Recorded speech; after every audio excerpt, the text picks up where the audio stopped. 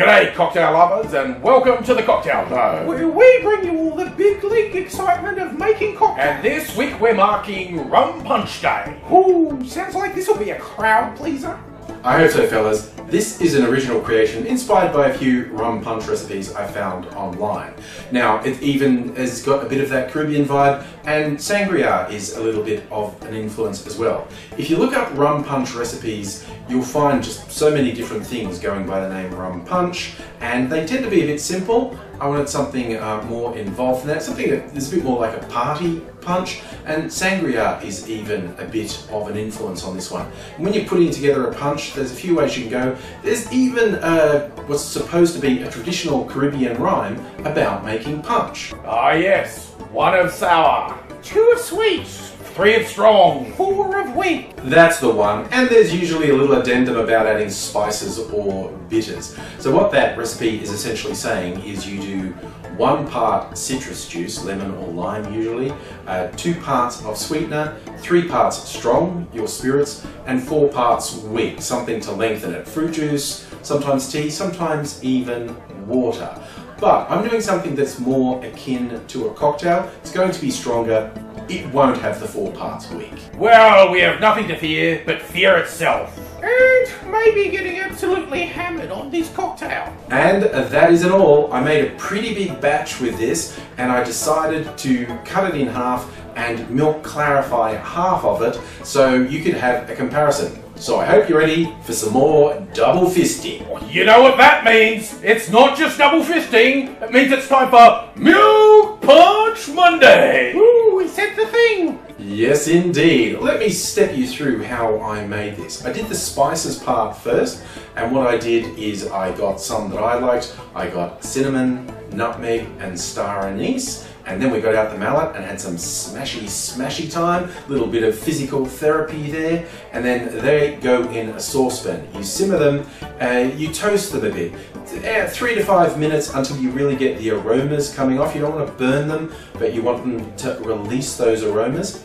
And to that I added 250 ml of orange juice and 250 ml of pineapple juice. Now we want to bring that to the boil, then turn it back down to simmer, and we want that to reduce by about 1/3, and that will take, depending on your stove, 20 or 30 minutes of gentle simmering.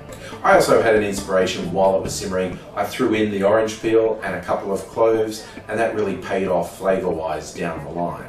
When that's ready, you strain out the spices, and here we go with the booze. I started with white rum. This is actually a blend of white rums. Besides making a fun drink, I got to clear out a bunch of bottles from my shelf that just had a little bit left in the bottle. So it's 250 ml of blended white rum that I put in.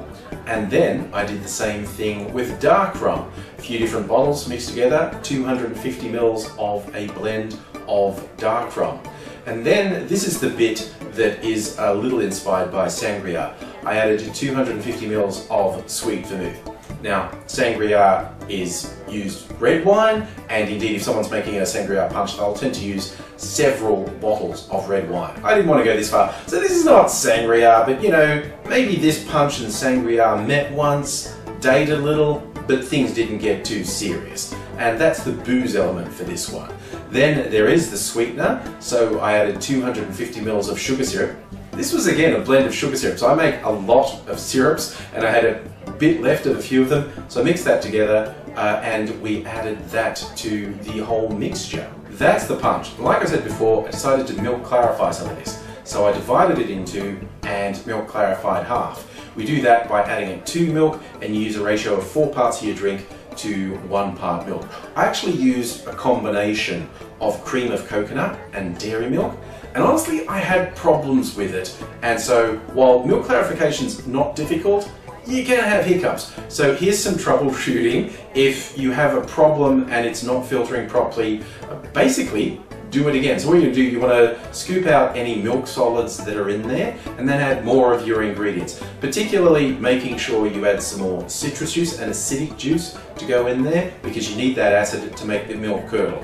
That's what I did, and we ended up with a great result. And here is our spiced rum punch and our clarified spiced rum punch.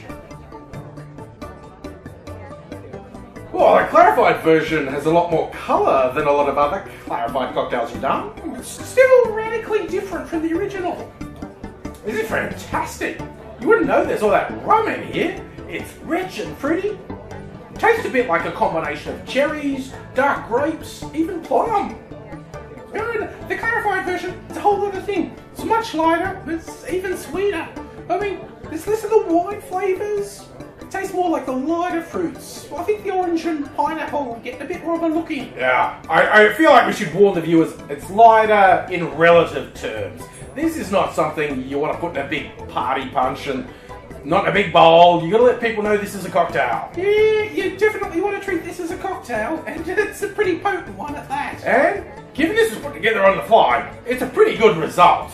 Yeah. Well, making in this volume certainly speaks to some confidence. I mean, you wouldn't want to throw away this much booze. Yeah, indeed not, Arch. It really speaks straight to our motto. Shouldn't be afraid to experiment, because life's too short to waste time on boring cocktails. Cheers!